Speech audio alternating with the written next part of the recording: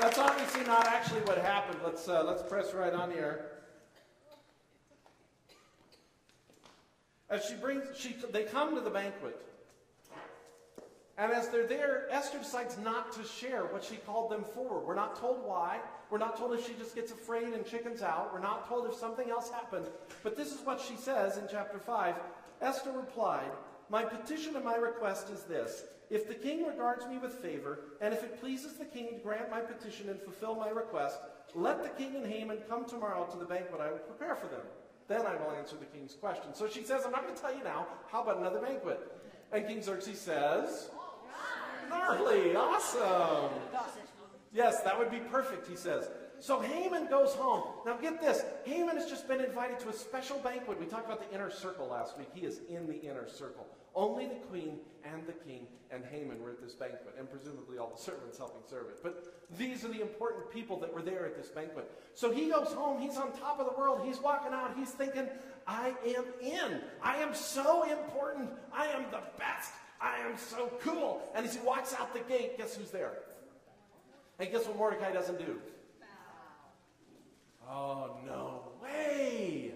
Haman says, "This is nuts. Doesn't he see how important I am?" And he goes home and he tells all his friends, "I got to have a banquet with the queen and the king. I am such hot stuff." And they say, "Yeah, but Mordecai doesn't bow." And he says, "I know, and it drives me nuts. And I can't wait until this special day we're killing all the Jews." And his friends say to him, "Well, here's what you do. You build a gallows. Build a really big gallows. In fact, build one 75 feet high." Can you grasp that? No. 75 feet high. That's really, really, really tall. And I presume there's a big base and then the gallows on the top. Maybe it's just one big, long, huge gallows. I don't really know. But they say, build a big gallows. Build it right out in front of the king's palace. Have Mordecai hung on it so that everybody will see. All over the land, they'll see this huge, tall gallows, and they'll know what happens to people that don't treat you with respect. And Haman says, that is the best idea I have heard ever. So he sets to work building the gallows in the middle of the night. Chapter 6. That night, the king could not sleep. Could it be because somebody is building a gallows 75 feet high outside his bedroom window? I don't know, but I think it's funny if it is, because the fact that he can't sleep causes him to do something. He's laying there, he's tossing, he's turning, and he can't sleep. What is that racket? So he calls in the servant who comes in and he says, "What is going on outside?" The servant says, "I haven't got a clue, I don't have any idea." And the king says, "I cannot sleep, I cannot sleep. Bring me some reading material." And the guy says, "What shall I bring?" And he says, "Oh, you know that stuff you're always scribbling in, the records of what happens in our world? Just grab something at random and bring it and read it to me, something boring so that I can go to sleep." So the guy goes and he randomly grabs a chronology of events, right? This is where you get the Dickensian and the sitcom coincidence that never happens in real life, except it always happens. And he goes and he grabs the random chronicles and he brings it to the king and he begins to read to him. And you know what passage he's reading? He's reading about this guy named Mordecai, who saved the king's life. And so because the king couldn't sleep, possibly because Haman's building gallows, he listens to this story and he's reminded of Mordecai. And he says, "What did we do for that guy? That's a good guy. What did we do for him?" And the servant says, "Nothing." And the king says, "That's not right. That's not right. We got to do something for him. Let me think. Oh, I'm not used to this." And so he can't think of anything. And so about this time, Haman finishes the gallows, and he comes marching into the king's presence, prepared to tell the king that they need to hang Mordecai. He has no idea what the king has just been listening to. And he comes in and he says, "Hey, King Xerxes," he says, "this guy that's really bugging me." And the king says, "Hold on to that a second, Haman. I need your help. You're a smart guy. If there's somebody I really wanted to honor, I mean really, really honor, somebody that I wanted to give the greatest honors to, what should I do?" And Haman, of course, is thinking, he's talking about me. He wants to honor me. So Haman says, "Here's what I would do." So he starts listing all the things he wants done for him.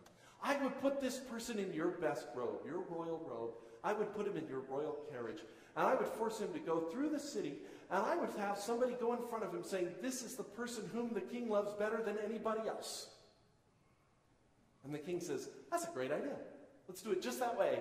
And Haman thinks, awesome. And this is the best part. The king looks at Haman and says, there's this guy standing outside on the gates. His name is Mordecai.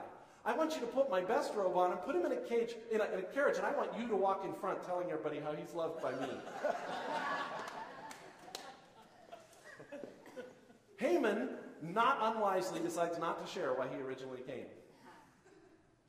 Oh, can you imagine, though? I mean, can you imagine? Here he is putting the robe on Mordecai. And let's face it, Mordecai's human. Don't you think he's digging a little about this? Oh, Haman, nice robe. Why don't you have one like it? Oh, Haman, you think I should bow while I'm up here in the carriage and you're leading me through the streets telling everybody how loved I am? Should I bow before you? Oh, Haman, what a nice guy.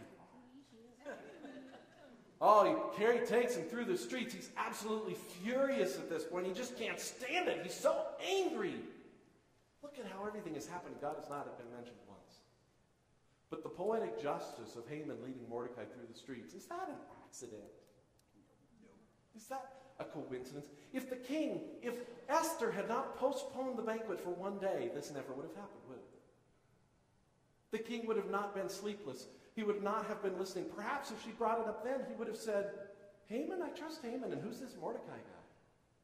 What do I care about preserving Mordecai or any others? But because of this night, where he can't sleep, and because he randomly happens to listen to that story, because Haman comes in at that moment, because Haman finished his gallows, which kept the king awake, because of that, he ends up being the one to lead Mordecai in the carriage. And now he's really furious. But at least he's got the banquet.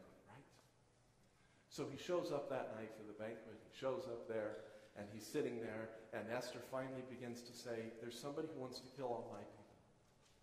And King Xerxes says, all your people? He says, yes, I'm a Jew. And he says, why would someone want to kill all your people? And she says, well, you signed it. And he says, well, who made me do that? I was drunk. I'm paraphrasing. And she says, this man. She points at Haman, and the blood drains from his face. And he begins to quiver. And the king is so angry, he stands up and walks out of the room. And Haman knows he's in trouble because the king has never done anything without asking advice before. And he just walked out all on his own. And Haman knows he's in big trouble. So he throws himself at the feet. Literally, they're lounging. You know, at banquets, they would lounge. So he basically throws himself on top of her lounging body to plead with her to save his life. And it's at that moment, just like every soap opera and sitcom you've ever seen, it's at that moment that King Xerxes walks back in and sees what looks to him like hanky-panky. And he says, right now, when I've just been told about your evil deeds, you would take this moment to molest my queen? And he says, what am I going to do with you? And if you don't believe that God has a sense of humor, listen to this. What am I going to do with you? And this servant who's hanging next door says, hey, you know what? There's a 75-foot gallows sitting right outside. I am not making this up. It's in there. Says, why don't you hang him on that? Xerxes says, I don't remember building that, but okay. And he's hung on the gallows. The story goes on to explain how the king couldn't overturn his own edict for the reasons I told you. So what he does is he simply issues another edict saying that Jews can defend themselves. There will be no repercussions. And so he pulls back his own army and his own people, and anybody who tries to kill the Jews is basically, it becomes at least a fair fight. But can you see how these things unravel, how they put together? And you read a story like Esther, and even though the author is never specifically mentioned, there's no way to read it except to believe that God is engineering things behind the scenes. Yes? Yes.